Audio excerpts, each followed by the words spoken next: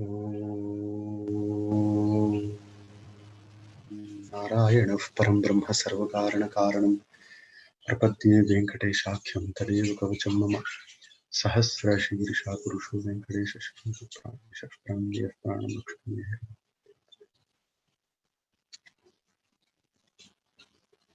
श्रुतिस्मृतिपुराणानाम् आलयं करुणालयं नमामि भगवत्पादशङ्करं लोकशङ्करम् अस्मद्गुरुभ्यो नमः। हरिः ओम्। प्रिय बान्धवाः, ऐदं प्राथम्येन संस्कृतभाषया प्रचलिते श्रीमद्भागवत प्रवचने वयमद्य पञ्चमदिने स्मः। एतावदवधि अस्माभिः एतत् आकर्णितं यत् भागवतपुराणं नाम किं, पुराणलक्षणानि अत्र पञ्च न दश सन्ति। दशमस्य विशुद्ध्यर्थं नवानामिह लक्षणम् इत्यपि उक्तम्। तदेव आभासो आभासश्च निरोधश्च यतस्तु अध्यवसीयते स आश्रयः परं ब्रह्मा इत्यपि उक्तम्।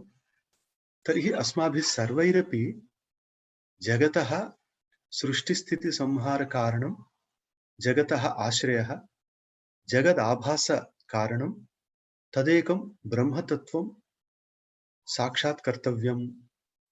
तदर्थं को वा उपायः इत्युक्ते भागवते भगवती योजितः भक्तियोगः जनयति आशु वैराग्यम् इत्युक्तम्। अतः भागवत संप्रदायानुसारं भक्तिरेव गरीयसी, सा च भगवती अनपायिनी इत्यपि उक्तम्। सा कीदृशी इत्युक्ते भगवद्गीतासु भक्तिरव्यभिचारिणी विविक्तदेशसेवित्वम् अरतिर्जनसंसदि इत्यपि उक्तम्। अतः अव्यभिचारिणी अनपायिनी भक्तिः अपेक्षिता इति भागवत संप्रदायः। भक्तेः सर्वश्रेष्ठत्वम् अत्र वरीवर्ति। तर्हि एषा भागवतकथा कुत आरब्धा, कुतो वा केन निमित्तेन अस्माकं भुवि प्रसृता इति जिज्ञासायाम् आदौ कथितं यत् परीक्षिन् महाराजस्य मिषेण माध्यमेन निमित्तेन एषा कथा जाह्नवी इव भुवि प्रसृता इति। सा कथा का इति आरम्भः जातः। तदा सर्वेपि सूतमहर्षिं शौनकादयः उपसृत्य पृष्टवन्तः। तदा सूतमहर्षिरुक्तवान्, अहमेकदा परीक्षिन् महाराजस्य प्रायोपवेशसन्दर्भे तत्र गतः। तदा शुकमहर्षिरागतः। शुकमहर्षिः भागवतं वर्णितवान्, कथितवान्, तत्सर्वं मया श्रुतम्। शुकमहर्षिः कुतः प्राप्तवान् इति तत्रैव कथितं, व्यासमहर्षि सकाशात् प्राप्तम्। व्यासमहर्षिः कथं प्राप्तवान् इत्यत्र सर्वपुराणवाङ्मयं महाभारतसंहितां सर्वमपि विरच्य ततः शान्तिम् अप्राप्य व्यासमहर्षिः अत्यन्तखिन्नः आसीदिति। तदा एकदा नारदमहर्षिरागतः। नारदमहर्षिणा कारणं पृष्टं। तदा व्यासमहर्षिरुक्तवान्, मयि काचन न्यूनता दृश्यते इति। तदा नारदमहर्षिः, क्वचित् भागवतधर्मा न निरूपिता त्वया इति। तत् श्रुत्वा व्यासमहर्षिः, भागवतधर्माः मया विस्तरेण वर्णनीयाः इति नारदमहर्षेः सकाशात् भागवतधर्मान् ज्ञातवान् इति। तर्हि नारदमहर्षिः कुतः ज्ञातवान् इति स एव नारदमहर्षिरुक्तवान्, मम एवं जन्म अभवत्, मम एतत् ज्ञानं व्यासमहर्षेः सकाशात्, तत्र ब्रह्मणः सकाशात् इति। तर्हि ब्रह्मदेवः कुतः प्राप्तवान् इत्युक्ते तपसा हरिं तोषयित्वा हरिसकाशात् श्रीमन्नारायण सकाशात् एतत् भागवतं प्राप्तम्। एवं नारायण सकाशात् ब्रह्मदेवः, ब्रह्मदेवस्य सकाशात् व्यासः, नारदः, नारदसकाशात् व्यासः, व्याससकाशात् शुकमहर्षिः, शुकमहर्षेः सकाशात् परीक्षिन् महाराजः, तत्रैव सूतमहर्षिः। एवम् अयं भागवतक्रमः इति श्रूयते खलु।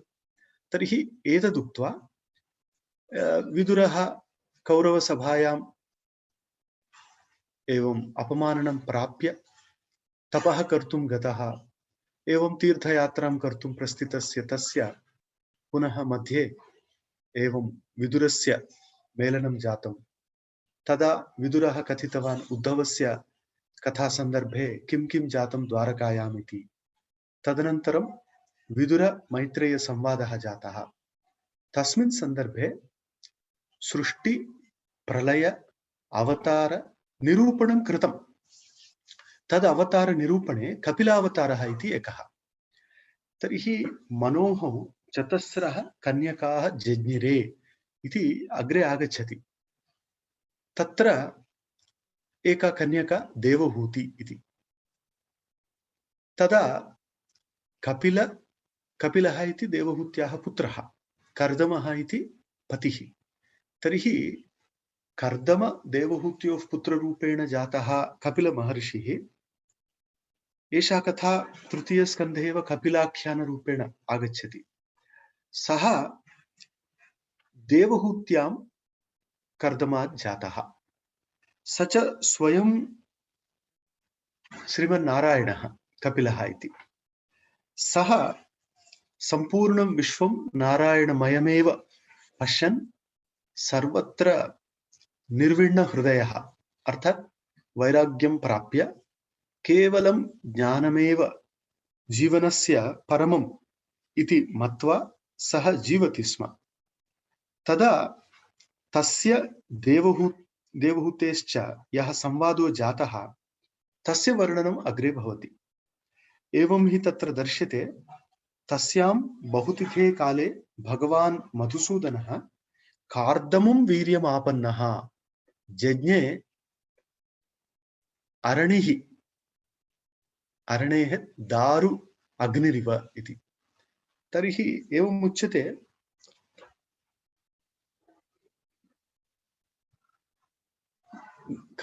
कार्दमं वीर्यमापन्नः इति। अर्थात् कर्दमस्यैव अंशरूपेण कपिलः देवहूत्यां जातः। सः तत्त्वसङ्ख्यानविज्ञप्त्यै इत्युक्तम्। तत्त्वसङ्ख्यानविज्ञप्त्यै, यतः वयं जानीमः यत् कपिलमहर्षिः साङ्ख्य तत्त्वसङ्ख्यानं कृतवान् इति। संख्या इत्यतः साङ्ख्यशब्दः व्युत्पन्नः।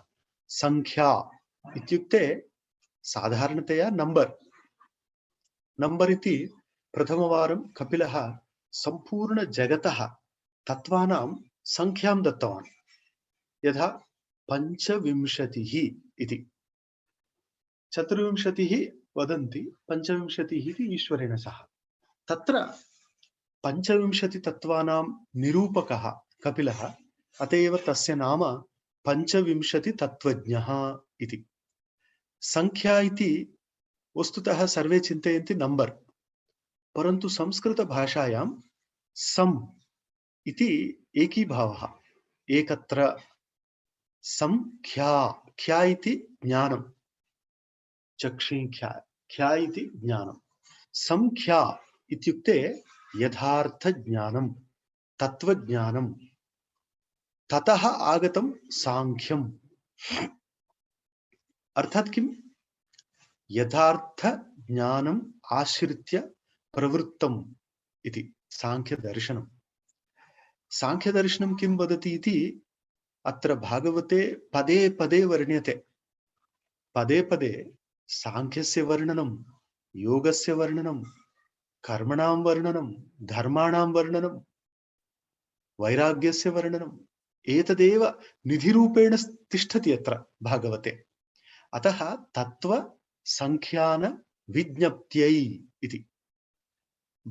बौद्धदर्शनेपि विज्ञप्तिमात्रता सूत्रमस्ति, तेषां तु तत्र विज्ञानमिति, तद् भिन्नम्। अत्र तत्त्वसङ्ख्यानविज्ञप्ति इत्युक्ते तत्त्वानां यथार्थज्ञानस्य प्राप्त्यै इति। तत्त्वानां यथार्थज्ञानं। वस्तुतः तत्त्वम् इत्युक्ते पदार्थस्य स्वभावः। यस्य पदार्थस्य यः स्वभावः तत्तस्य तत्त्वम्। सतश्च सद्भावः, असतश्च असद्भावः। न्यायभाष्ये वर्तते सतश्च सद्भावः, अर्थात यदि कश्चन सत्पदार्थः अस्ति तस्य सत् स्वरूपमेव तस्य तत्त्वम्। यदि कश्चन पदार्थः असन् तर्हि असत् स्वरूपम्। वयं जानीमः यत् आकाशपुष्पं नास्ति। आकाशपुष्पम् अस्ति किं नास्ति, तर्हि असत्। असत् इति तस्य स्वरूपम्। वन्ध्यापुत्रः असन् स्वरूपम्। गन्धर्वनगरं कुत्र भवति, केवलं भासते, तत्सर्वम् असत्। तर्हि असत् पदार्थस्य असद्रूपेण ज्ञानं तस्य तत्त्वज्ञानं। यद् अस्ति तद् अस्ति इति ज्ञातव्यं खलु। हा, ज्ञातव्यं, परन्तु न जानीमः। किमर्थम्? किमर्थमित्युक्ते उक्तं खलु पूर्वं, पदार्थस्य अभावेपि पदार्थः यदा प्रतीयते सा माया इत्युक्तम्। माया इति काचन भगवत् शक्तिः, ईश्वरस्य भगवतः शक्तिरेव। तया शक्त्या मोहिताः सर्वे सन्तं पदार्थं न जानन्ति, असन्तं किमपि पश्यन्ति। यथा रज्जुः इति सत्पदार्थः, तददृष्ट्वा सर्पं पश्यन्ति, तर्हि सर्वोऽपि अनर्थः तत्र। कीदृशः अनर्थः? तत्र कम्पः जायते, स्वेदो भवति, सर्वविध अनर्थः तत्रैव भवति। तर्हि अस्माकमपि जगत् इति ज्ञानकारणेन किमपि अस्ति इति तदेव पश्यद्भिः अस्माभिः यद् आधारेण जगत् भ्रमो भवति, जगत् भानं भवति, स आश्रयः परं ब्रह्म इति विस्मृतम्। आश्रयस्य ज्ञानं न भवति चेत् यत् प्रतीयते केवलं तस्य ज्ञानं भवति। यथा आश्रयः रज्जुः, तस्याः ज्ञानं न भवति चेत् केवलं भासते विश्वं, तस्य ज्ञानं भवति। तत्रैव मनः सर्वदा लग्नं भवति। तेन किमुक्तं, मया किं वक्तव्यं, सः कथमाचरति, एषः किमर्थम् एवं करोति, एतदेव अस्मान् परितः वर्तमानानां जनानाम् अस्माकं सम्बन्धः। तत्रैव मनः वागुरायां पक्षिरिव। वागुरायां कश्चन पक्षी यदा लग्नः तत्रैव तिष्ठति, तदा जगतः वागुरायाम् अस्माकं मनः पक्षी इव तिष्ठति। स एव बन्धः। तर्हि बन्धः कुतः प्राप्तः? बन्धः अस्माकम् अज्ञानेन प्राप्तः। अज्ञानम् इति कस्य? जीवः अज्ञानस्य आश्रयः। यतः अज्ञानम् ईश्वरम् आश्रित्य न तिष्ठति। ईश्वरे अज्ञानम् इति वदति चेत् ईश्वरः अभिज्ञस्वराट् इति प्रथमश्लोके कथितं, तत् कथं भवेत्? सः अभिज्ञः, सः ज्ञानस्वरूपः। जीवः अज्ञाने तिष्ठति। तर्हि तद् अज्ञानं जीवमाश्रित्य भवति। यावत् कालपर्यन्तम् अज्ञानं, तावत् कालपर्यन्तं जगतः भानम्। यदा अज्ञानं निवृत्तं तदा सत्यं यदस्ति आश्रयः रज्जुरूपेण, तद् भगवत्तत्त्वम् इति विज्ञायते। एतदर्थं तत्त्व संख्यान विज्ञप्तिः कपिलमहर्षिणा एवं शास्त्रमेव प्रथितम्। तत्र तत्त्वानि, तत्र पश्यन्तु, स्थूलतः सूक्ष्मपर्यन्तम् अस्माकं दर्शनं भवतु। दर्शनं नाम दृष्टिः। तर्हि यद् दृश्यते स्थूलात् सूक्ष्मपर्यन्तम् अस्माकं दर्शनम्। प्रथमं स्थूलस्य दर्शनं भवतु। किं स्थूलं? यदस्माकं ज्ञानविषयः तत्सर्वं स्थूलं साधारणतया। पृथिवी, जलम्, अग्निः, वायुः, आकाशः इत्यादि सर्वम्, इन्द्रियाणि, शरीरं सर्वं स्थूलं खलु? स्थूलम्। एतेषाम् इन्द्रियाणां, शरीरस्य, भूतानां कारणं किम् इति किञ्चित् अग्रे गच्छामः। अर्थात् एतत् किञ्चित् सर्टिफिकेट् कोर्स् तः डिप्लोमा कोर्स् पर्यन्तम् अग्रे अग्रे पश्यामश्चेत् तन्मात्राणि तन्मात्राणि तन्मात्र तदेव तन्मात्रं चिदेव चिन्मात्रम् इति व्याकरणे। तर्हि तदेव ओ किमस्ति तत्? रूप, रस, गन्ध, स्पर्श, शब्द। एकैकस्य रूपम् अग्नेः, रसः जलस्य, गन्धः पृथिव्याः, स्पर्शः वायोः, शब्दः आकाशस्य। तर्हि पंचभूतानि तेषां सूक्ष्मरूपं तन्मात्राणि। इदानीं प्रश्नः, एतानि कुतः आगतानि? मम इन्द्रियं कुतः निष्पन्नं? शब्दादिकं कुतः निष्पन्नं? वयं न जानीमः। वयं हताशाः। पुस्तकम् एवं पिधाय कुत्रचित् स्थापयामः, बहिर्गच्छामः। यतः अस्माकम् एतत् किञ्चित् टफ् सिलेबस् अस्ति इति। परन्तु कपिलमहर्षिः, सः साक्षात् नारायणः, सः किं कृतवान्? सः पुनश्च तदन्तः अहङ्कारः एतेषां कारणम् इति दर्शितवान्। अहङ्कारः, तस्य नाम अहमिति, अहङ्कारः इति संकर्षणः इति सम्यक् कर्षति। अतः तस्यापि कारणं किम्? अहङ्कारः कुत उत्पद्यते? महतः। महत्, महत् इति बुद्धिः, ततः अहङ्कारः उत्पन्नः। तन्महत् अपि अन्तिमम् उत तस्यापि कारणं किमपि अस्ति इति जिज्ञासा भवति। बौद्धाः तत्रैव स्थिताः। बौद्धाः उक्तवन्तः विज्ञानात् परस्तात् अन्यत् नास्ति इति। परन्तु सांख्यदर्शने दर्शितं विज्ञानस्य महत्तत्वस्य कारणमस्ति। तत् कारणं कथं जानीयात् भवान्? सांख्याः वदन्ति तत् प्रकृतिः। प्रकृतिः प्रकृतिः इति एका संज्ञा, एका स्थितिः। केषां?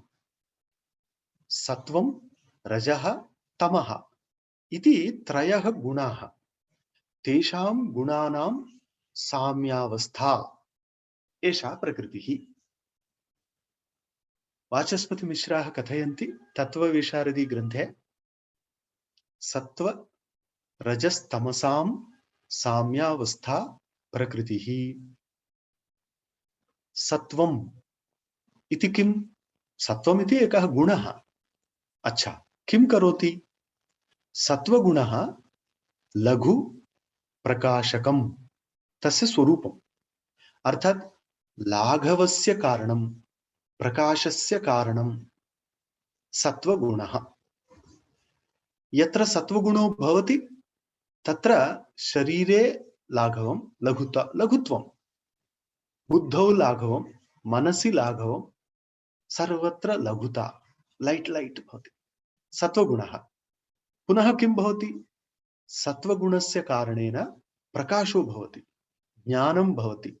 सर्वेषां पदार्थानां प्रकाशनं सत्वगुणतः भवति। तर्हि सत्वमेव भवति चेत् किं भवति विश्वस्य? रजोगुणः न भवति चेत् कार्यं न भवति, क्रिया न भवति। गृहे दंपती स्तः, पतिः पत्नी च।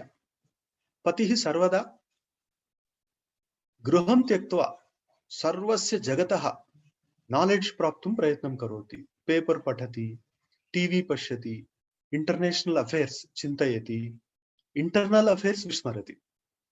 सः गृहे किं चलति इति विस्मरति, तत्र बैडन् किम् उक्तवान्, मोदी किम् उक्तवान्, किं चलति इति सर्वं ज्ञानम्।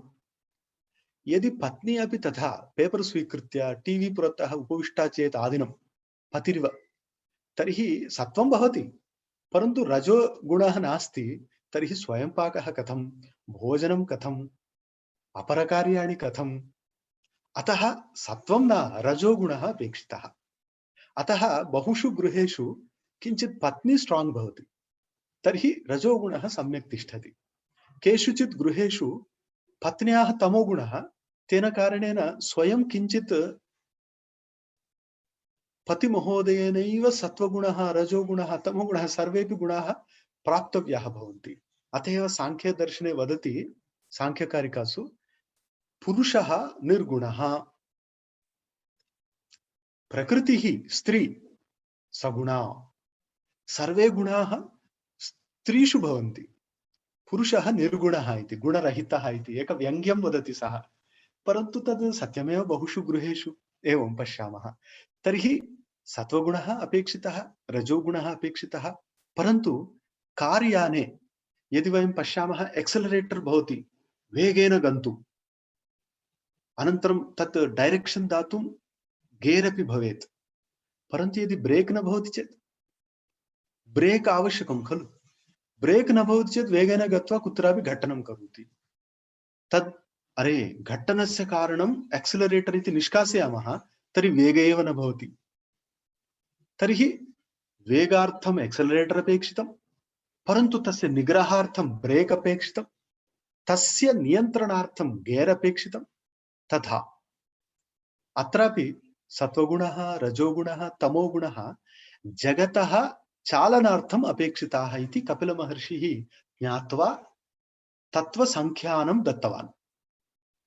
तदेव पश्यन्तु, यदा शिशुः मातुः गर्भे वर्धते, प्रथमम् एककणरूपेण आगतः शिशुः, एककणः, तदा तस्य नाम नास्ति, लिङ्गं नास्ति, किमपि नास्ति, परन्तु इदानीं तत्रैव तथा तिष्ठति चेत् मृतः इत्येव घोषयन्ति। तस्य वृद्धिर्भवतु, वृद्धिर्नाम कस्य वृद्धिः?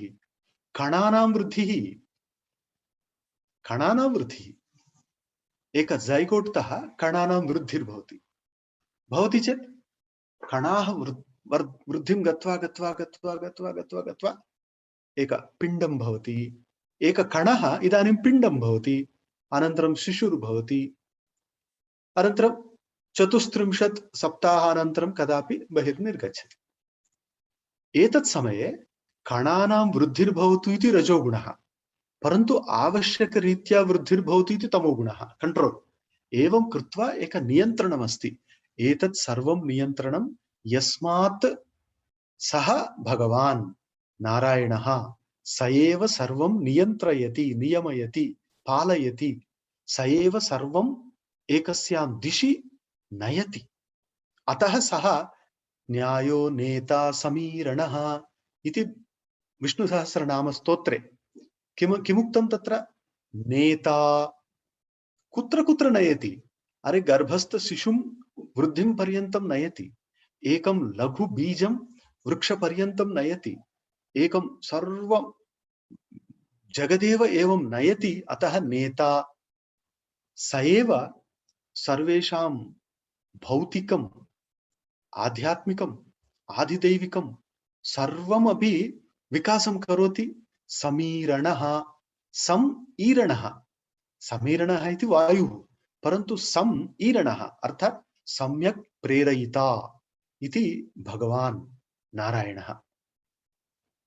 तस्य नाम महद्यशः इति अतएव उपनिषत् सर्वदा वदति, वस्तुतः यशः नाम नारायणस्य,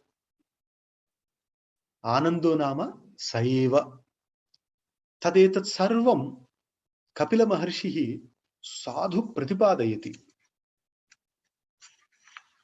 एवं सांख्यदर्शने 25 तत्त्वानि कथितानि। कति इदानीं? प्रकृतिः, महत्, अहङ्कारः इति त्रयं, तदनन्तरं पञ्चतन्मात्राणि पञ्चभूतानि इति 10 त्रयोदश, 11 इन्द्रियाणि इति 24 एतावत् पर्यन्तम्। परन्तु पुरुषः अस्ति, अतः सर्वं मिलित्वा 25 इति खलु। एवं तत्त्वसङ्ख्यानं कपिलेन दत्तम्। कपिलमहर्षि इति सांख्यदर्शनस्य आद्यः प्रवक्ता, स च नारायणस्य अवतारः। तर्हि देवहूतिः तम् एवं भूतानां शेवधिं देहं बिभ्राणं कपिलं मुनिं सा उपसृत्य पृष्टवती माता। तदा सम्यग् योगसमाधिना बहुजन्म विपक्वेन यतय शून्यागारेषु यत्पदं द्रष्टुं दयन्ते, यतयः स्वकीय हृदय गुहासु यत् द्रष्टुं सर्वदा समाधिमग्नाः भवन्ति, तत् किम्? तत् भगवत्तत्वम्, ईश्वरतत्वम्। तद् चर्मचक्षुर्भ्यां द्रष्टुं न शक्यते। एतत् कारणेन ज्ञानचक्षुः अपेक्षितम्। ज्ञानचक्षुः, शास्त्रदृष्टिः एषा अपेक्षिता भवति। अन्यथा अस्माकं नेत्राभ्यां वयं कियद्वा द्रष्टुं शक्नुयाम? न शक्यते। अतएव भगवद्गीतासु 11 अध्याये स्पष्टं भगवान् वदति अर्जुनम्, एतेन चक्षुषा द्रष्टुं न शक्नोषि, अतस्ते चक्षु दिव्यं ददामि ते चक्षुः इति। दिव्यं चक्षुः दत्तवान् खलु। तदा विश्वरूप संदर्शनं जातं, विराट संदर्शनं जातं। तद् दिव्य चक्षुः भगवता दीयते चेत् लभ्यते, अन्यथा कथम्? अन्यथा न शक्यते। तर्हि प्रयत्नः त्यक्तव्यः किं? न, कर्मभिः हरिस्तोषणीयः इति भागवतम्। अस्माकं सर्वकर्मभिः हरिः तोषणीयः, अर्थात् ईश्वर प्रणिधानात् वा, प्रणिधानं भक्तिविशेषः इति। तेन प्रसन्नः भगवान् समाध्यनुभवेन तं योगिनम् अनुगृह्णाति इति योगशास्त्रं वर्णयति। तथा अस्माकं सर्वकर्मभिः श्रीहरेः तोषणं करणीयं, भगवत्तत्त्वस्य प्रसन्नता आपादनीया इति। अतः योग मार्गः अनुसर्तव्यः, योगानुभवस्य कृते प्रयत्नः करणीयः। प्रतिदिनं प्रातः सायं कथञ्चित् एकान्ते उपविश्य मनः एकाग्रं करणीयं। ततः निवृत्तिकं मनः करणीयम्, अर्थात् सर्वाः चित्तवृत्तयः मनसो अपनेयाः। तदा मनसः यत् स्वरूपं भवति निर्विकल्पं स्वरूपं। वस्तुतः तत्र तदा द्रष्टुः स्वरूपे अवस्थानं भवति। अर्थात् एतत् क्षणपर्यन्तं यः द्रष्टा इति सर्वं जगत् पश्यति, सर्वमपि अनुभवति, सः वृत्तिसारूप्यं प्राप्य स्वरूपे अवस्थितो भवति। स्वरूपे अवस्थानम् इति विद्यमानता इत्यर्थः। विद्यमानता नाम विषयतया विद्यमानता। अतः आत्मानमेव अनुभवन् सः भवति। कः अनुभवति? आत्मा। कम् अनुभवति? आत्मानं। तर्हि द्वौ स्तः किम्? न, एक एव। तर्हि एकः स्वस्य अनुभवं कथं कुर्यात्? विज्ञातारम् अरे केन वा विजानीयात् इत्यतः एवमुच्यते यत् आत्मा आत्मनि तिष्ठति, तदेव स्वरूप अवस्थानं। तद् द्वितीय स्कन्धे उक्तं, मुक्तिर्नाम नैवान्य स्वरूप प्रधनम् इति। मुक्तिर्हित्वा अन्यथा भावं स्वरूपेण व्यवस्थितिः इत्युक्तं। तर्हि सर्वैः अस्माभिः स्वजीवने अस्माकं स्वरूपं चैतन्यं, वयं स्त्री न, पुरुषः न, ज्ञानी न, अज्ञानी न, मनुष्यः न, पशुः न, पक्षी न, वयं चैतन्यं। तच्चैतन्यम् अस्माकं रूपं, तदेव अन्तः आधुनिककाले वदन्ति इलेक्ट्रिक चार्ज इत्यादि ब्रेन मध्ये सर्वं ज्ञानं तत्, सर्वं चैतन्यं तत्, तत् विश्वचैतन्यम् एकम् इति शङ्कराचार्याः कथयन्ति। जीवो ब्रह्मैव, तत् चैतन्यमेव अस्माकं स्वरूपम्, अतः तत्रैव भवितुम् अस्माभिः यत्नः करणीयः इति तदर्थं सांख्यदर्शनम् आगतं, योगदर्शनं, न्यायदर्शनं, वैशेषिकदर्शनं, सर्वाणि दर्शनानि शास्त्राणि तदर्थं, यत् भ्रमं विहाय सर्वैः अस्माभिः चैतन्यस्वरूपे भवितव्यम्, तदर्थं सर्वं शास्त्रम्। एतत् उभयथा भवति। रमणमहर्षिं पृष्टवन्तः शिष्याः, तर्हि रमणमहर्षयः अवोचन्, हृदि विष मनसा त्वं चिन्वता मज्जता वा इति। हृदि विष, स्वकीय हृदये प्रवेशं कुरु। केन? मनसा। अस्माभिः मनसा एव हृदये प्रवेशः करणीयः। अत्र मार्गद्वयं, चिन्वता मज्जता वा। चिन्वता इति चयनं, चयनं नाम ज्ञानमार्गः। तर्हि अस्माभिः अत्र ईश्वरः अस्ति किम्, एतद् ईश्वरतत्त्वं किम् इति सर्वत्र अन्वेषणं कर्तव्यम्। एकं सैन्स् करोति एव, सैन्स् सर्वत्र पश्यति, गाड् पार्टिकल् भवति का भवति, पार्टिकल् तत्र बोसान् पार्टिकल् किमस्ति इत्यादि बहु बहु अन्विष्यते। तद् अन्वेषणं नाम ज्ञानमार्गः। परन्तु अपरः अस्ति, सः मार्गः मज्जनमार्गः, अर्थात् निमज्जनं, ध्यानमार्गः। ध्यानमार्गे सर्वं त्यक्त्वा विस्मृत्य ब्रह्म तत्त्वे एव डुबकी मारायचि, तत्रैव मज्जनं कर्तव्यम्। प्रथमं किं कृतं? बहु शोधनं कृतम्, अन्वेषणं कृतम्। अरे अन्वेषणस्य अन्तो नास्ति, यतः इदं जगत् अत्यन्तं विशालं, कियद्वा वयम् अन्वेष्टुं शक्नुमः। एतत् अतएव वदति पुरुषसूक्ते, पादोऽस्य विश्वा भूतानि त्रिपादस्य अमृतं दिवि इति। अरे यत्किमपि वयं बहु किमपि विश्वमिति पश्यामः, तत् सर्वं विश्वम् एकपादे तिष्ठति, 1/4 of the reality। तर्हि वयं किं जानीमः? वयं यत्र स्मः पृथिव्याः वैशाल्यं न जानीमः। पृथिवी यत्र तिष्ठति, सौरकुटुम्ब परिवारः, तत्र सूर्यस्यैव 150 crore किलोमीटर् इति दूरमिति वदन्ति।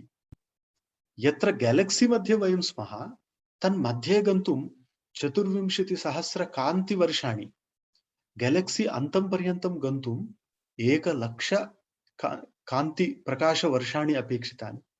तदपि एक सेकंड मध्ये 3,00,000 किलोमीटर् वेगेन गच्छामश्चेत् तन्न शक्यते। अतः अत्र ब्रह्माण्डस्य दर्शनं भौतिकरूपेण न भवति, तदर्थम् अन्तः गन्तव्यम्। तस्य मार्गः ध्यानमार्गः इति। अयं वस्तुतः अत्यन्तरहस्यविषयः अत्र कथितः। तद् विवेकद्वारा भवति इति सांख्यदर्शनं, चित्तवृत्तिनिरोधद्वारा भवति इति योगदर्शनं। तर्हि विरोधः अस्ति किम्? न न न, विवेकः अपेक्षितः, विवेकार्थं चित्तवृत्तिनिरोधः अपेक्षितः इति सांख्ययोगदर्शनयोः एकशास्त्रत्वम्।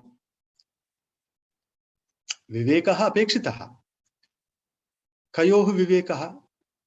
प्रकृति पुरुषयोः।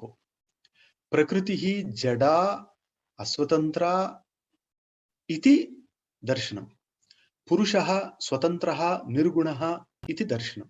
तर्हि स्वयं एतद् दर्शनेन सः केवली भवति जीवः, तदेव कैवल्यं। यदा केवली भवति कैवल्यं। कैवल्यं नाम प्रकृति प्रभाव शून्यत्वं पुरुषस्य। प्रकृतेः प्रभावः न भवति पुरुषे, सा स्थितिः कैवल्यम्। एतत् सांख्यदर्शनेन कथितम्। परन्तु कथं प्राप्येत? तस्य उपायः योगशास्त्रे कथितः। योगशब्दस्य एकः अर्थः उपायः।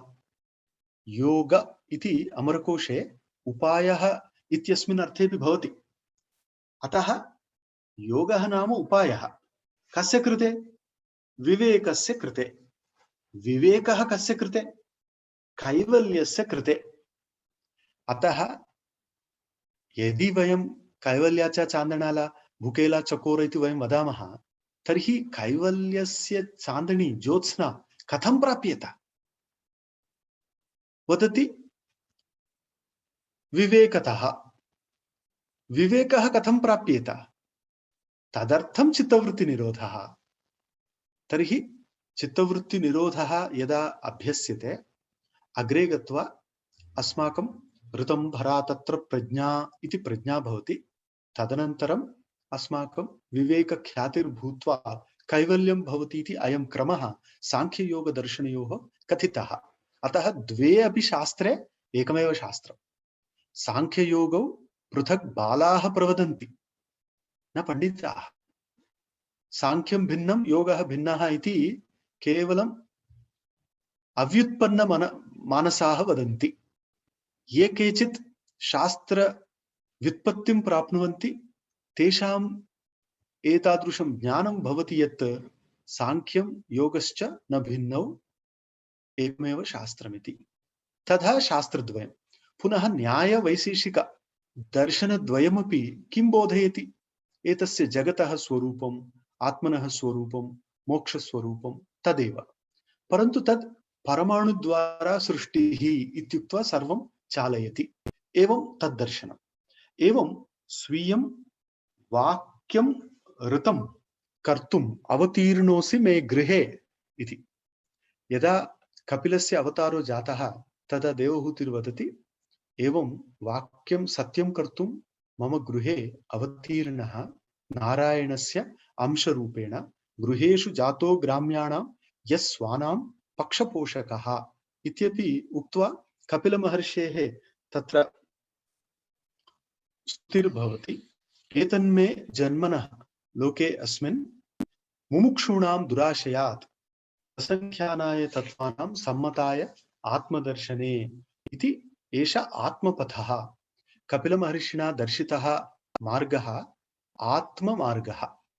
अतएव आत्मपथः एषः अव्यक्तः। सर्वे न जानन्ति, जानन्ति चेदपि तत्र मनसः स्थितिं न प्राप्नुवन्ति। अतः अयं मार्गः कालेन नष्टः, महता कालेन शनैः शनैः नष्टः। जनाः भौतिकम् इच्छन्ति सौख्यम्, अतः भौतिके सौख्ये मनः रमते। तेन कारणेन आत्ममार्गः नष्टः। तदा तं प्रवर्तयितुं देहम् इमं विद्धि मया धृतम् इति कपिलः उक्तवान्। मया एतत् शरीरम् एतदर्थं स्वीकृतं यत् नष्टः आत्ममार्गः पुनश्च उद्धर्तव्यः, जनाः तस्मिन् मार्गे आनेतव्याः इति। इत्येवं कपिलः स्वयमेव व्रतं स आस्थितः मौनम् आत्तैकशरणो मुनिः इति वदति यत् अनेकवर्षाणि कपिलमहर्षिः स्वयं तप आस्थाय, अर्थात् तपः श्रुत्वा परब्रह्मणः साक्षात्कारं प्राप्य परेण भक्तियोगेन लब्धात्मा मुक्तबन्धनः इति। अतः सः किं कृतवान्? भक्तियोगेनैव कपिलमहर्षिः एतत् प्राप्तवान्। यत् वयम् अन्यत् साङ्ख्यं पश्यामः, कपिलसाङ्ख्यात् भिन्नं, तत्र भक्तियोगस्य महत्त्वं नास्ति। परन्तु कपिलस्य साङ्ख्ये भक्तियोगस्य ईश्वरस्य महत्त्वम् अस्ति। वस्तुतः तदेव साङ्ख्यं योगदर्शनेपि अनुसृतम्। कपिलः तत्त्वसङ्ख्याता इति। एवं कपिलमहर्षिः कपिलसङ्ख्याता, जातः स्वयम् अजः, स एव देवहूत्यां नारायणस्य अंशरूपेण जातः इति। एकवारं तस्य पिता कर्दमः तपः कर्तुम् अरण्यं गतः। अरण्यं गतः माता एकाकिनी अस्ति तदा वस्तुतः एषः अपि किञ्चित् निर्विण्णः आसीत् कपिलः। तदा माता पृष्टवती, तदा कपिलः तस्यै यम् उपदेशं दत्तवान् सः उपदेशः कपिलगीतारूपेण प्रसिद्धः। कपिलगीता इत्युक्ते कपिल देवहूति संवादः इति। अत्र योग भक्ति ज्ञान रूप उपायानां महत्त्वं दर्शितम्। अनिमित्ता भगवति भक्तिः सिद्धेर्गरीयसी इति वदति। जीवने सिद्धयः प्राप्तव्याः उत भक्तिः इत्युक्ते भक्तिरेव महत्तमा सिद्धिः इति तत्र कपिलगीतारम्भे वदति। जनयत्याशु या कोशं निगीर्णमनलो यथा इति।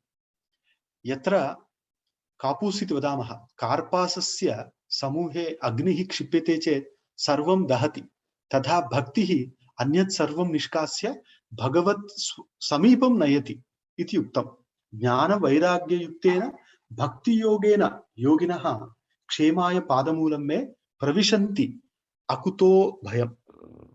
तत्र एतदपि उक्तं यत् सर्वे योगिनः ज्ञानवैराग्ययुक्तेन भक्तियोगेन, अतः भक्तियोगस्य श्रेष्ठत्वमस्ति। अयं भक्तियोगः एतावानेव पुंसां श्रेयस्करः इति।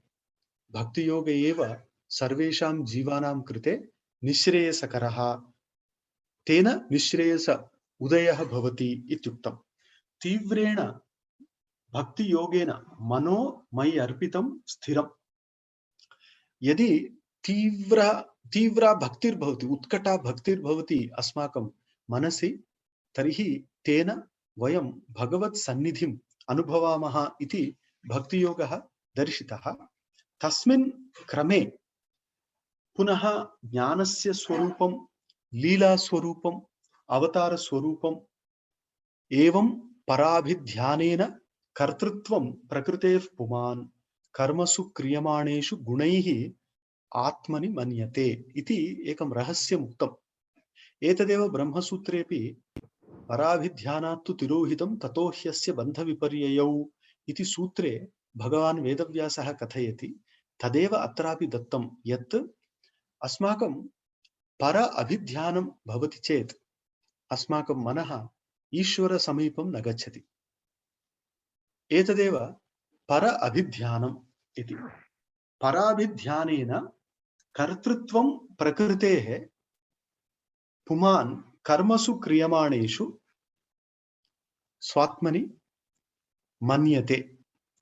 तर्हि वस्तुतः गुणानां कारणेन प्रकृतौ क्रिया भवति, प्रकृतिः कर्त्री, प्रकृतौ कर्तृत्वं। परन्तु माया कारणेन सर्वोपि अहमेव कर्ता इति मन्यते। एतत् भगवद्गीतायामपि कथितं। प्रकृतेः क्रियमाणानां गुणैः कर्माणि सर्वशः अहंकार विमूढात्मा कर्ता अहम् इति मन्यते। अत्रापि तदेव आत्मनि कर्तृत्वं मन्यते। तर्हि वस्तुतः अत्र कर्ता कोऽपि नास्ति। यः कोऽपि चिन्तयति अहं कर्ता, तेन कारणेन तस्य अहं भोक्ता इत्यपि आगच्छति। यत्र अहं भोक्ता इति आगच्छति तत्र सुखदुःखम् आगच्छति, तत्रैव बन्धः। अतः यदि बन्धः दूरीकर्तव्यः तर्हि कर्तृत्व भोक्तृत्वं दूरीकर्तव्यं। परन्तु तावत् सुलभं नास्ति। यतः सर्वं कुर्मः, अहं न करोमि इति कथं वदामः? सर्वम् अस्माभिः क्रियते खलु। तदर्थं ध्यानयोगः, भक्तियोगः। ततः ज्ञानं यदा भवति तदा वयं तत्त्वतः अहं कर्ता नास्मि। यदा कर्ता नास्मि, भोक्तापि नास्मि, एतदेव कैवल्यं तदा अनुभूयते। एवं पराभिध्यानेन कर्तृत्वं प्रकृतेः पुमान् मन्यते इति अन्वयः। प्रकृतेः पुमान् कर्मसु क्रियमाणेषु आत्मनि मन्यते। कः मन्यते? जीवः मन्यते। कुत्र? आत्मनि। किं कर्तृत्वं? केन गुणैः मन्यते। सत्वरजस्तमसां कारणेन आत्मनि कर्तृत्वं मन्यते। यदा सः निर्गुण भगवत् स्वरूपं प्राप्नोति तदा एतदपि गच्छति। परन्तु तत्र सर्वं यदि ईश्वरः तर्हि सगुणं निर्गुणम् इति भेदः अस्ति किम्? वस्तुतः नास्ति।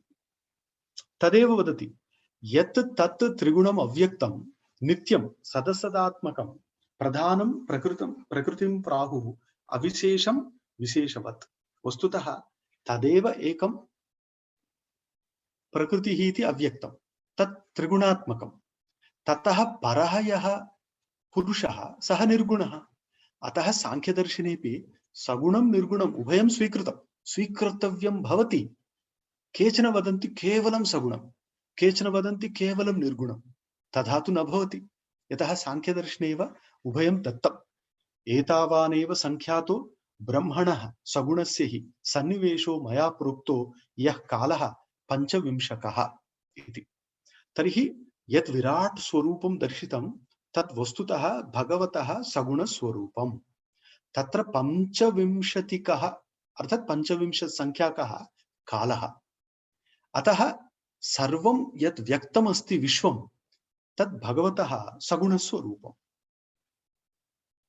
अन्तः पुरुषरूपेण कालरूपेण यो बहिः, अन्तः भवति पुरुषरूपः, बहिर्भवति कालरूपः, स एव ईश्वरः एक एव। समन्वेति एष तत्त्वानां भगवान् आत्ममायया।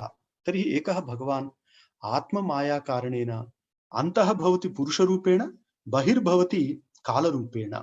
स एव यदा अंडरूपं स्वीकरोति तदा हिरण्यगर्भः ब्रह्मांड तत्र सर्वं भवति, परन्तु एकं। स एव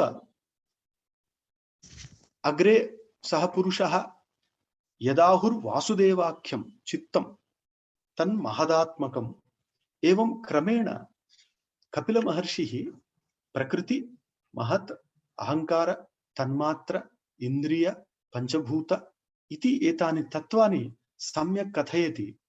एकैकस्य नामकरणमपि दर्शयति। अर्थात् यत् कपिलमहर्षिणा कपिलगीतासु कथितं, यच्च सांख्य कारिकादिग्रन्थेषु दर्शितं, तदेव आगमग्रन्थेषु अपि दृश्यते। किं तत् इत्युक्ते प्रथमं हिरण्यगर्भः, तदनन्तरं वासुदेव, वासुदेव तत्त्वं। वासुदेवः जीवः इति विशिष्टाद्वैते। पुनः सहस्रशिरसं साक्षात् यमनन्तं प्रचक्षते तमेव पुरुषम् अनन्तः इति वदन्ति शास्त्रज्ञाः। संकर्षणाख्यं पुरुषं, तत्र अहंकारः संकर्षणः, यतः सम्यक् कर्षति इति। पुनः अनिरुद्धः, इन्द्रियाणाम् ईश्वरः अनिरुद्धः इति। एवं तत्सर्वं कपिलमहर्षिणा उच्यते। द्रव्याकृतित्वं गुणता व्यक्ति संस्थात्वमेव च तेजस्त्वं तेजससाध्वी रूपस्य एवं वृत्तयः। वदति पृथिवी आपः तेजः वायुः आकाशः अहंकारः महत् इंद्रियाणि चित्तं मनः एतानि तत्त्वानि अस्माभिः तस्य तस्य तत्त्वस्य स्वरूपं ज्ञातव्यं। तत्स्वरूपं ज्ञात्वा तदपि कथं भगवदात्मकं नारायणात्मकम् इति साक्षात् कर्तव्यं। तदर्थं सर्वं विराट स्वरूपम् एतेन कपिलमहर्षिणा सम्यक् तत्र बोधितम्। एवमुक्त्वा तत्र 26तमे अध्याये बहु सम्यक् एतद् वर्णनं कृतं, विराट स्वरूपस्य वर्णनं कृतं। परन्तु विराट स्वरूपस्य सर्वमपि जातं, परन्तु यावत् पर्यन्तं क्षेत्रज्ञः न प्राविशत् तावत् पर्यन्तं तस्य उत्थानं नाभवदिति। चित्तेन हृदयं चैत्यः इति। क्षेत्रज्ञः यदा चित्तेन हृदयं यावत् पर्यन्तं न प्रविष्टः तावत् पर्यन्तं वस्तुतः अद्भ्यः पुरुषस्य उत्थानं नाभवदिति। तर्हि तत् सृष्ट्वा तदेवानुप्राविशत् इति एकवाक्यं स्वीकृत्य कपिलगीतासु विस्तृतवर्णनं कृतम्, उपनिषद्वाक्यस्य विस्तृतं वर्णनं कृतं। तर्हि यदा विराट् तदैव पुरुषः सलिलात् उत्तिष्ठत इति तत्र वर्णनं क्रियते। विराट् स्वरूपे विराट् पुरुषस्य उत्थानं कथं जातं? सः अंडे बहु सूक्ष्म कणरूपेण भवति, परन्तु विराट् रूपं कथं प्राप्नोति? यावत्पर्यन्तं क्षेत्रज्ञतत्त्वं तत्र न प्रविशति तावत्पर्यन्तं विराट् स्वरूपस्य प्रकटनं नास्ति इति। अतएव भगवद्गीतासु 13 अध्याये क्षेत्रज्ञतत्त्वं कथितं। क्षेत्रज्ञं चापि मां विद्धि सर्वक्षेत्रेषु भारत इति। क्षेत्रज्ञः कः इति विवादः अस्ति, परन्तु तत्र सम्यक् तस्य विवरणं कृतम्। एवं भक्त्या विरक्त्या ज्ञानेन विविच्य आत्मनि चिन्तयेत्। कथम आत्मविचारः कर्तव्यः इति कपिलमहर्षिः बोधयति। ज्ञानेन भक्त्या विरक्त्या, भक्ति ज्ञान वैराग्य त्रयम्, एतत् त्रयमेव कलिकाले, अर्थात् यदा श्रीकृष्णस्य निर्याणम् अभवत्, कलिकालः प्रविष्टः, तदा एकत्र नारदमहर्षिणा एका तरुणी दृष्टा। सा रोदनं कुर्वती आसीत्। तस्याः पार्श्वे वृद्धौ द्वौ मूर्छितौ दृष्टौ। सः गच्छन् आसीत्। सा तम् आहूतवती, नारदमहर्षे आगच्छ। उक्तवती, भवान् सर्वत्र भ्रमति, सर्वं जानाति, कमपि उपायं भवान् वदतु। अत्र मम पुत्रौ मूर्छितौ पतितौ निश्चेष्टौ, कौ अत्र द्वौ, अहं तन्माता। तर्हि नारदमहर्षि चिन्तयति, अरे एषा तरुणी कन्या, तौ वृद्धौ, तर्हि एका कन्या वृद्धयोः माता कथं भवेत्? तर्हि सः वदति, मम नाम भक्तिः, अत्र पतितो मम पुत्रौ, एकस्य नाम ज्ञानम्, एकस्य नाम वैराग्यम्। तर्हि कलिकाले ज्ञानं वैराग्यम् इति द्वयं मूर्छितं, परन्तु वृद्धौ। भक्तिस्तावत् सर्वदा तरुणी, परन्तु सा दुःखम् अनुभवति यत् मम पुत्रो भक्त्या उत्पन्नौ द्वौ, ज्ञानं वैराग्यम् इति पुत्रौ। अर्थात् एतद् अत्र ऋषभदेव कथायाम् उच्यते, पारोक्षेणैव वचसा इदम् आख्यातम्। एतत् सर्वं भागवतं परोक्षतया उच्यते।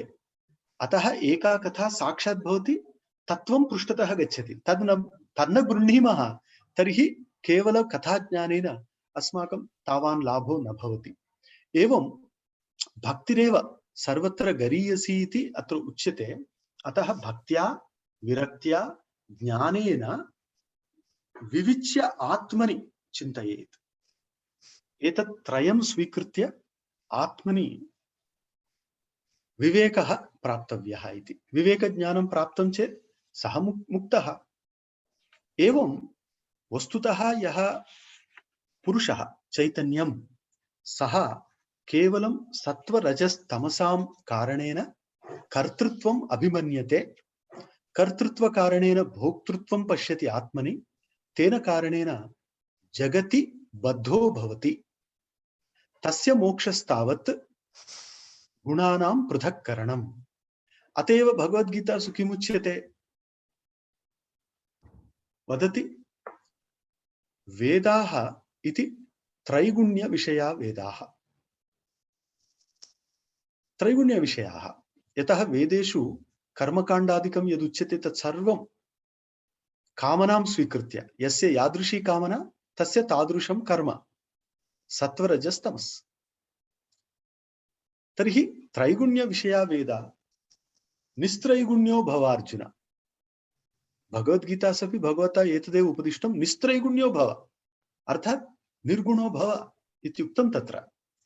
तत् निर्गुण रूपं यदस्ति तत् प्राप्तुम् एतत् सर्वं, भक्तिः, ज्ञानं, ध्यानम् इत्यादिकं सर्वं। तद् योगस्य लक्षणं वक्षे सबीजस्य नृपात्मज इत्यपि उक्तं तत्र। तर्हि तत्र कपिलमहर्षिः योगस्य स्वरूपमपि कथितवान्। मनो येनैव विधिना प्रसन्नं याति इति।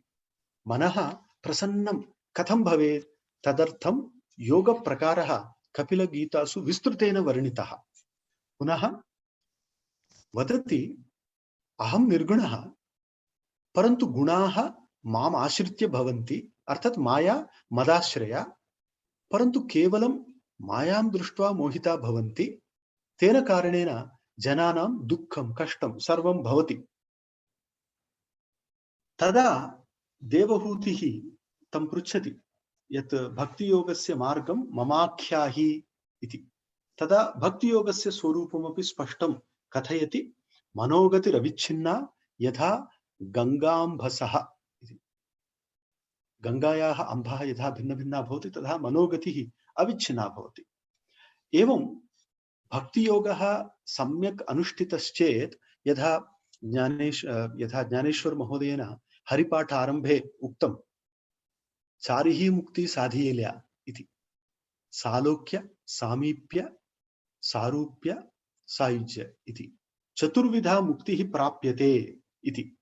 तत्र भक्तियोगे ईश्वरस्य अवतारः प्रधानः। तत्रापि एकः अवतारः अर्चावतारः। अर्चावतारः इति गृहे मूर्तिं प्रतिमां स्थापयित्वा तस्याः मूर्तेः पूजा प्रतिदिनं क्रियते चेत् अर्चावतारस्य पूजा। तन्त्रग्रन्थेषु आगमग्रन्थेषु अयं प्रकारः विस्तरेण दर्शितः। तत् कर्तव्यं। तथा क्रियते चेत् अर्चारूपेण स्थितः भगवान् प्रसन्नो भवति। सः प्रसन्नो भवति चेत् सर्वेषां योगानां फलं सः जीवः प्राप्नोति इति एतत् सर्वं सः कपिलमहर्षिः बोधयति। तदा देवहूतिः तत् सर्वं सम्यक् अवगम्य शान्ता भवति। पुनः मातरं त्यक्त्वा सः कपिलमहर्षिः तपः कर्तुं सः अरण्यं गच्छति इति एवं वयं पश्यामः। कपिलगीता अनन्तरं दक्षकथा आगच्छति। यत्र वयं जानीमः यत् दक्ष प्रजापतिः तस्य पुत्र्यः आसन्। तत्र एका सती, परन्तु सा सती शंकरं पतिं प्राप्तुम् इष्टवती, तपः कृतवती। परन्तु आधुनिके सिनेमा मध्ये वयं पश्यामः पिता नेच्छति। यतः वदति शिवस्य समीपे किमस्ति, जॉब नास्ति, बैंक बैलेंस नास्ति इत्यादिकम्। अत्रापि सः तदेव वदति, वरेषु यद् बालमृगाक्षि मृग्यते किमस्ति तद् व्यस्तमपि त्रिलोचने इति। अर्थात् रूपं, जन्म, परिवारः, धनं किमपि एकमपि दृश्यते, ईश्वरे तत् किमपि नास्ति। किमर्थम्? ईश्वरस्य जन्म न ज्ञायते, ईश्वरस्य परिवारः मातापितरौ न, ईश्वरस्य धनम् अकिञ्चनः, यतः सः दिगंबरः। दिगंबरत्वेन निवेदितं वसु इति कालिदासः कथयति। तर्हि दिगंबर इति कारणेन तस्य कियत् ऐश्वर्यम् इति ज्ञायते। पुनः तस्य रूपं सुन्दरं रूपम् इति न, तस्य तु विरूपाक्षता। त्रयम्बकः खलु, अतः विरूपाक्षता। तेन कारणेन तस्य रूपमपि सुन्दरं नास्ति। तर्हि कथम् एतादृशं त्वं चितवती इति पिता कुपितो भवति। अस्तु, तदा सती तावत् परमेश्वरं प्रति गच्छति, कैलासे तिष्ठति। परन्तु एकदा दक्षः यज्ञं कुर्वन् सर्वाः देवताः आह्वयति शंकरं त्यक्त्वा। परन्तु एतत् जानाति सती नारद महर्षेः चन्द्रस्य वा मुखात्। सा चिन्तयति यदा मम पिता यज्ञं करोति तत्र मम पतिं नाह्वयति, महद अपमाननं। तथापि मया तु गन्तव्यं, यतः अहं पुत्री खलु इति सा गच्छति। परन्तु तत्र दक्षः तस्याः अपमाननं करोति। तेन कारणेन सा आत्मानम् अग्नौ क्षिपति। अग्निदग्धा सा शरीरं त्यजति। एतत् ज्ञात्वा शङ्करः स्वगणान् प्रेषयति, ते सर्वेपि वीरभद्रादयः तत्र आगत्य दक्षस्य यज्ञध्वंसं कुर्वन्ति। तदा दक्षस्य शिरश्छेदः भवति। पुनः सर्वैः प्रार्थितः शङ्करः तस्य कृते एकम् अज शिरः ददाति। तर्हि दक्षः अजस्य शिरः प्राप्नोति। एषा कथा दक्षकथा इति। वस्तुतः चतुर्थस्कन्धस्य आरम्भे एव दक्षकथापि कथिता। तत्र द्वित्राः अध्यायाः दक्षकथा कृते एव गताः। एवं दक्षस्य ईश्वर विरोधेन या स्थितिः, या दुर्गतिः प्राप्ता, दक्षस्य या दुर्गतिः अभवत्, तस्याः दुर्गतेः वर्णनम् एवं कृतम् अत्र भागवतस्य आरम्भे। पुनः अग्रे गत्वा दक्ष उपाख्यान अनन्तरं वयं पश्यामः सर्वे देवाः दक्षयज्ञ अन्ते यदा परमेश्वरः तत्र प्रकटितो भवति, तर्हि तत्र सर्वे विप्राः, सर्वे देवाः, सर्वे अग्नयः ईश्वरस्य स्तुतिं कुर्वन्ति। सा स्तुतिः तत्र भवति। तदा एतत् सर्वम् उक्त्वा मैत्रेयः पुनः विदुरं कथयति, एवम् अभवत् पुरा काले।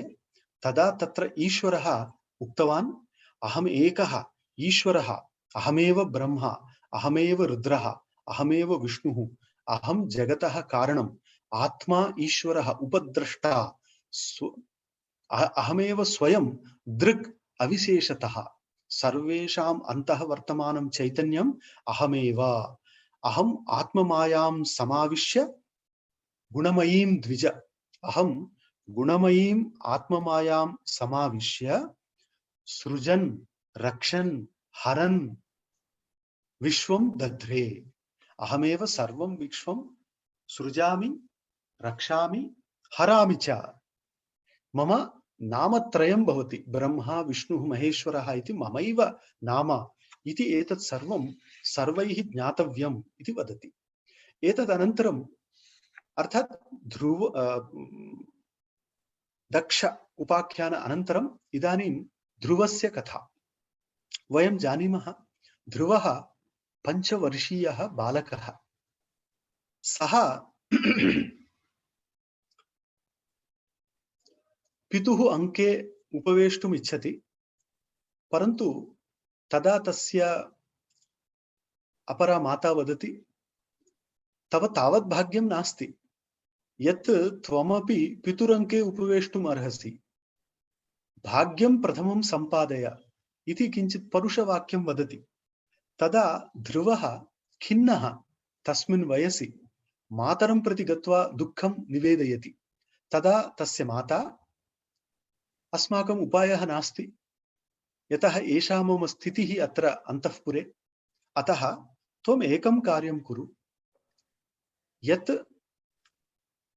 तपः चरित्वा भगवन्तं नारायणं प्रसन्नं कारय। भगवता नारायणेन प्रसन्नेन तव एतादृशं सौख्यं लभ्यते यत् तत्र तादृशं स्थानमपि भवति इति। तदा सः ध्रुवः 5 वर्षीयः गच्छन् भवति। तदा नारदमहर्षिः मार्गे दृश्यते। नारदमहर्षिः ध्रुवस्य दुःखं ज्ञात्वा तस्मै नारायण मन्त्रोपदेशं, जप्यश्च परमो गुह्यः श्रूयतां मे नृपात्मज इत्युक्त्वा नारदः नारायण मन्त्रम् उपदिशति। यं सप्तरात्रं प्रपठन् पुमान् पश्यति खेचरान् इति। नारदमहर्षिः वदति, अहमेकं मन्त्रं वदामि, तस्य मन्त्रस्य नियतं 7 रात्रीः यावत् जपः क्रियते चेत् 7म रात्रेरनन्तरम् आकाशचरान् सिद्धान् सर्वानपि द्रष्टुं शक्नोति इति वदति। सः मन्त्रः कः इत्युक्ते ओम नमो भगवते वासुदेवाय इति सः मन्त्रः। नारदः ध्रुवाय उपदिशति अमुं मन्त्रं। मन्त्रेण आनेन देवस्य कुर्यात् द्रव्यमयं तपः इति। तर्हि एतं मन्त्रं स्वीकृत्य ध्रुवः एवं जपं करोति, तदा साक्षात् नारायणः तस्य प्रकटितो भवति। एवं ध्रुवः सवैधिया योग विपाक तीव्रया, योग बलेन सह हृत्पद्मकोशे स्फुरितं तटित् प्रभं स्वयमेव अन्तः नारायणस्य दर्शनं प्राप्नोति। तिरोहितं सहसैव नोपलक्ष्य बहिस्थितं तदवस्थं ददर्श। यदा सः अन्तः दृष्टवान् नारायणस्य स्वरूपम्, अकस्मात् तद् अन्तर्हितं, तदा यदा चक्षुषि उन्मीलितवान्, तदा पुनः दृष्टवान् नारायणं, तर्हि नारायणस्य साक्षात्कारं प्राप्तवान्। तदा सः ध्रुवः प्रथमं स्तोत्रं कृतवान्। योऽन्तः प्रविश्य मम वाचमिमां प्रसुप्तां सञ्जीवयत्यखिलशक्तिधरस्वधाम्ना अन्यांश्च हस्तचरणश्रवणत्वगादीन् प्राणान् नमो भगवते पुराय तुभ्यम् इति स्तोत्रं कृतवान्। उक्तवान् योऽन्तः प्रविश्य, मम अन्तः यः प्रविश्य मम वाचम् इमां प्रसुप्तां सञ्जीवयति, प्रसुप्तां मम वाणीं सञ्जीवयति। अखिलशक्तिधरः, यस्मिन् सर्वाः शक्तयः सन्ति, स्वधाम्ना तस्मै पुरुषाय तुभ्यं नमः इति। अयं श्लोकः बहु प्रसिद्धः। एवं ध्रुव कृत स्तुतिर्भवति। एवं मैत्रेयः ध्रुवाख्याने नारायणस्य पुनश्च तत् स्तोत्रं तद्वर्णनं करोति। एवं ध्रुवः नारायणस्य शब्दः श्रूयते। एवं नारायणस्य दर्शनं प्राप्य ध्रुवः प्रत्यागच्छति। तस्मै नारायणः शाश्वतीं स्थितिं प्रददाति इति ध्रुवाख्यानम्। तदनन्तरं मनुकथा इति, वस्तुतः मनुकथा चतुर्थस्कन्धस्य आरम्भे एव वर्तते। यतः मनोः चतस्रः कन्यका जज्ञिरे देवहूति कथा आरम्भे एव आगच्छति। पुनश्च मनुकथा, मनुकथायां नारायणस्य स्मरणम्। एवम् उक्त्वा अग्रे पञ्चवर्षीयः बालकः यथा एतत् प्राप्तवान्, ध्रुवः ध्रुवां स्थितिं प्राप्तवान्, अर्थात् ध्रुव इति शाश्वती स्थितिः।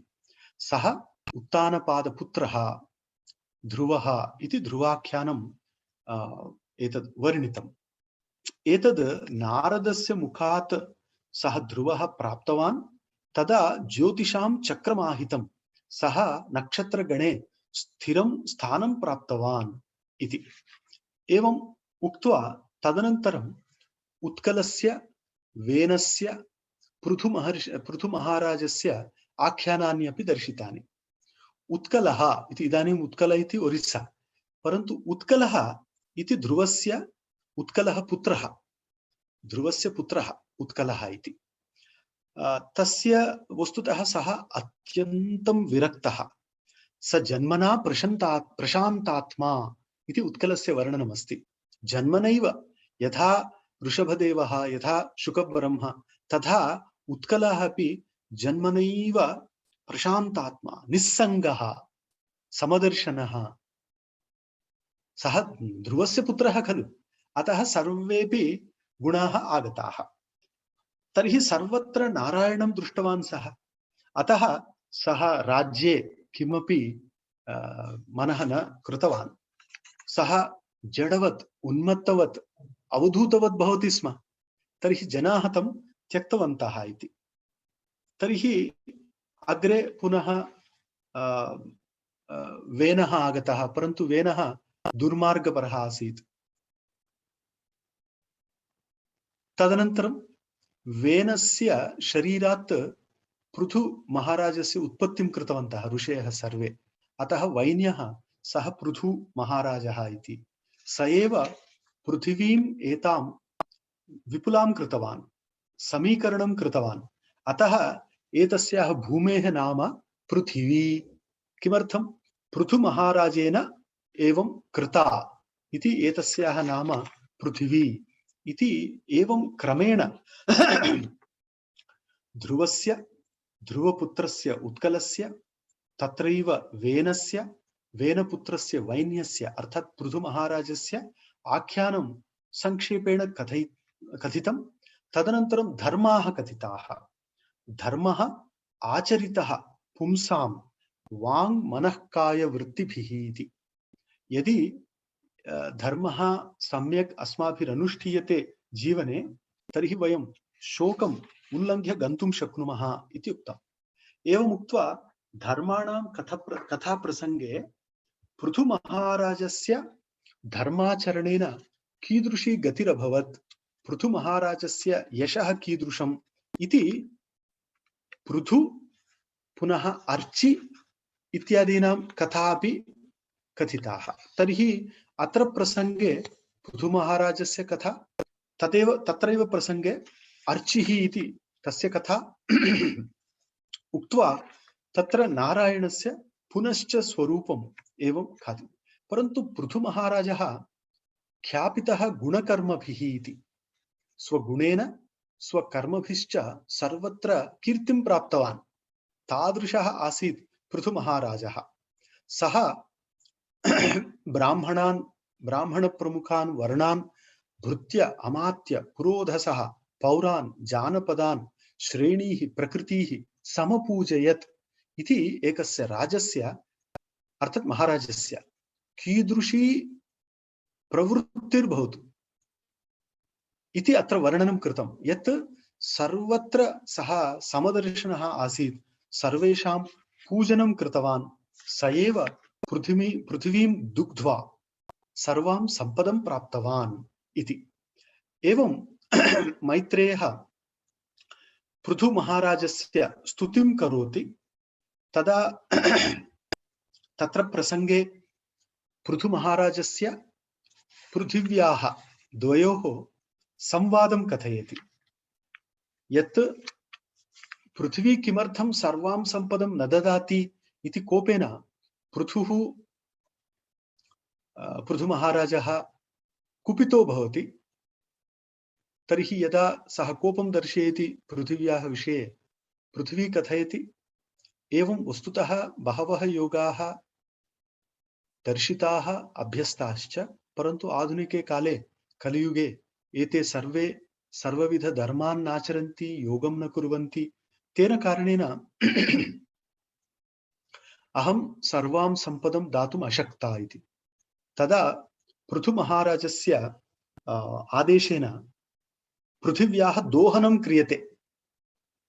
तस्य दोहन कर्मणः वर्णनमपि क्रियते भागवते चतुर्थस्कन्धे।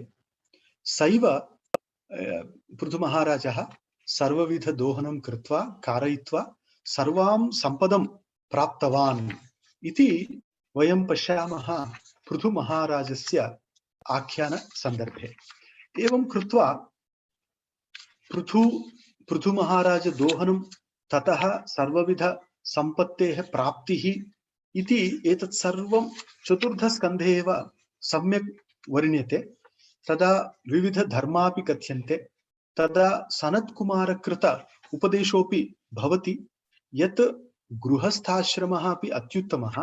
तत्र स्थित्वा अपि सर्वे स्वकीयं परमं प्रयोजनं तपसा भक्त्या ज्ञानेन प्राप्तुं शक्नुवन्ति। तत्र समये प्राप्ते तेन स्वयं प्राणः उपरि नेयः, आज्ञाचक्रतः सहस्रारपर्यन्तं, ततः प्राणः त्यक्तव्यः इत्यपि तत्र सम्यक् योगमार्गः कथितः।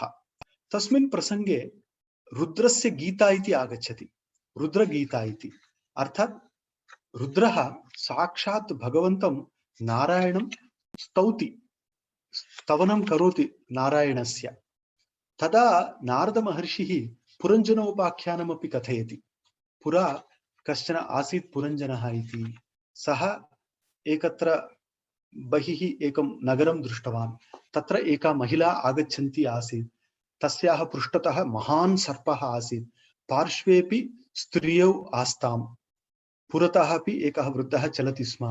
एवं कस्याश्चन स्त्रियः वर्णनं तत्र पुरञ्जन उपाख्याने नारदेन कृतं, परन्तु तद् अग्रे गत्वा कथम् एतस्य आख्यानस्य द्वारा सः किं वक्तुमिच्छति, किं वर्णयितुमिच्छति इति अग्रे नारदेनैव सम्यक् उपवर्णितम्।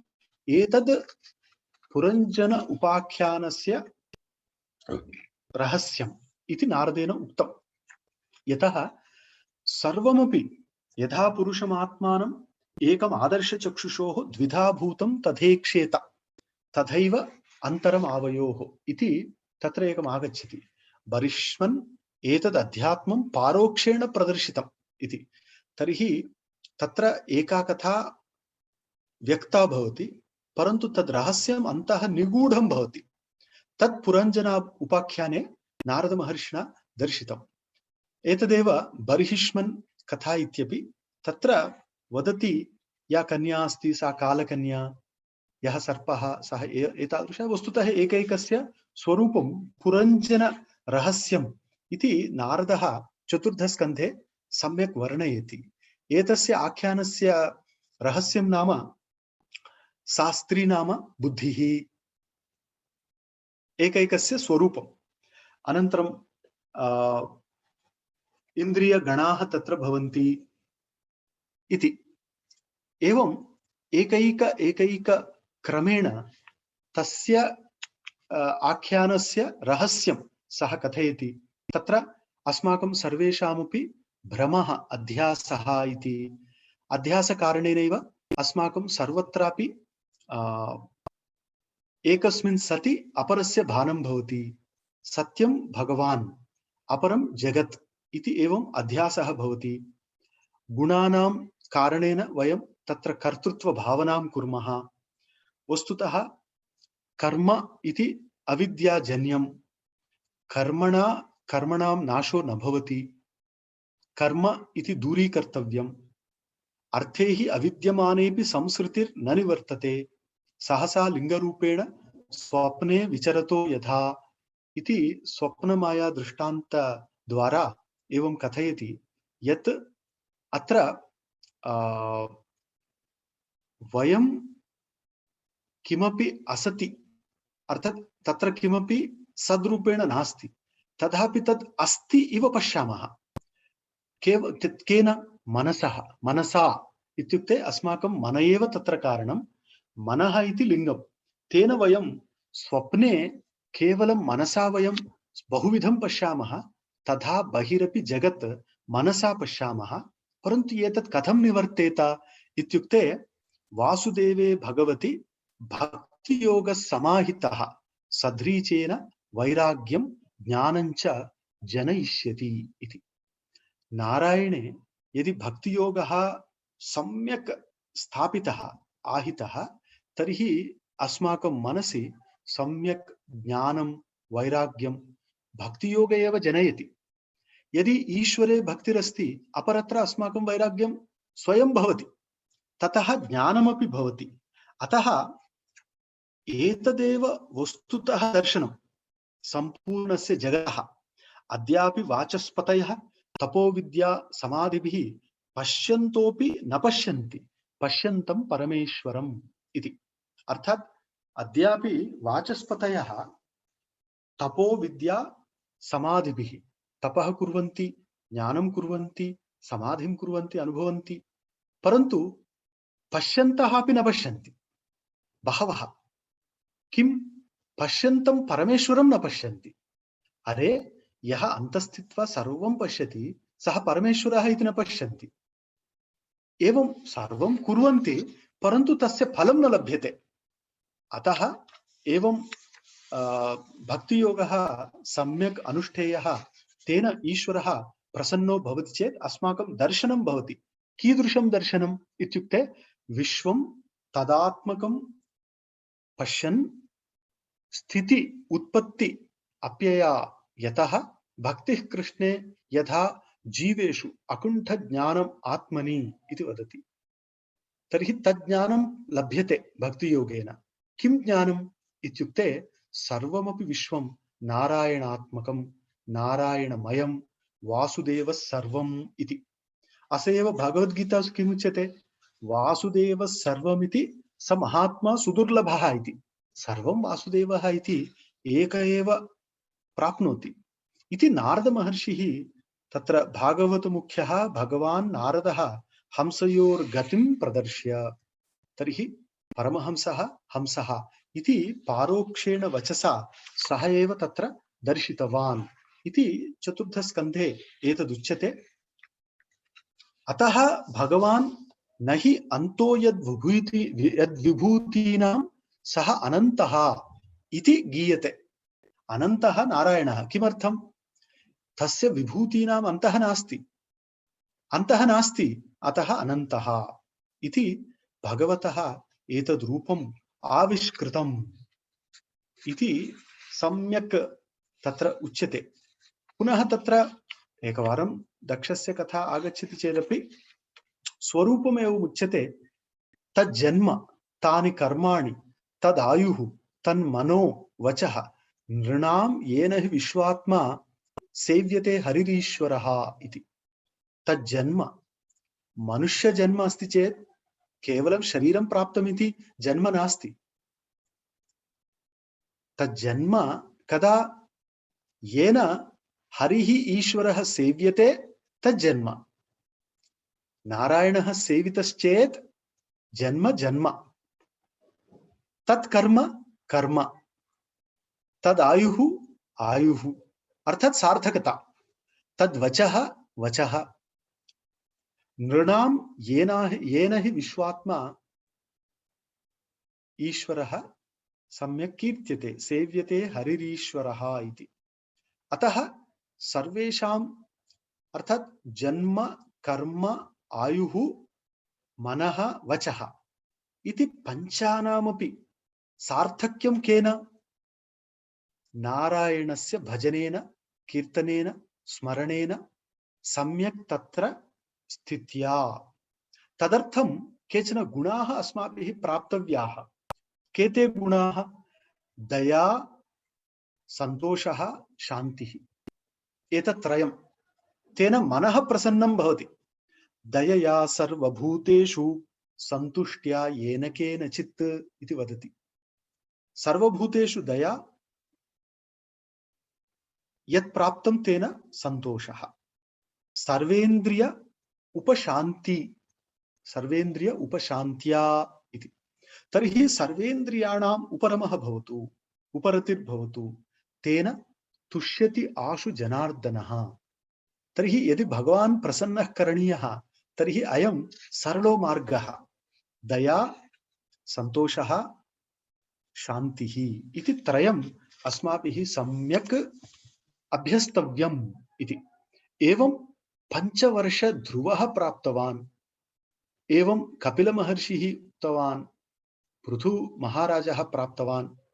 एवं सर्वमपि शुकः वर्णितवान् इति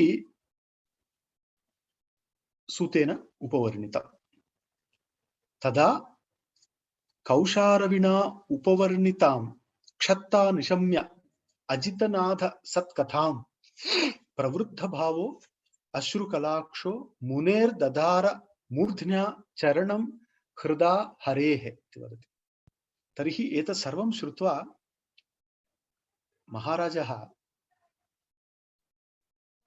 स्वशिरसा शुकमहर्षेः चरणं दधार, परन्तु मनसा हरेः चरणं दधार इति उभयत्रापि दीपकालङ्कारः।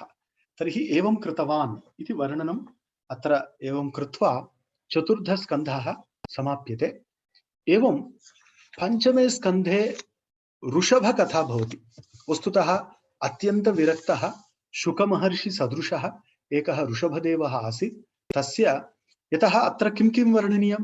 ज्ञानं वर्णनीयं, तर्हि कपिलमहर्षेः, वैराग्यं वर्णनीयं, ऋषभकथा, तथा भक्तिः वर्णनीया, प्रह्लाद ध्रुवादीनाम्। एवं सर्वं तथा तथा आख्यानद्वारा वर्णयित्वा भगवतः नारायणस्य पारम्यं प्रतिपाद्यते इति अत्र वयं तिष्ठामः।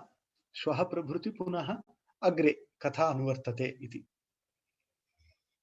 नारायणः परं ब्रह्म सर्वकारणकारणं प्रपद्ये वेङ्कटेशाख्यं तदेव कवचं मम। हरिः ओम्। श्रुतिस्मृतिपुराणानाम् आलयं करुणालयं नमामि भगवत्पाद शङ्करं लोकशङ्करम्। अस्मद्गुरुभ्यो नमः। हरिः ओम्।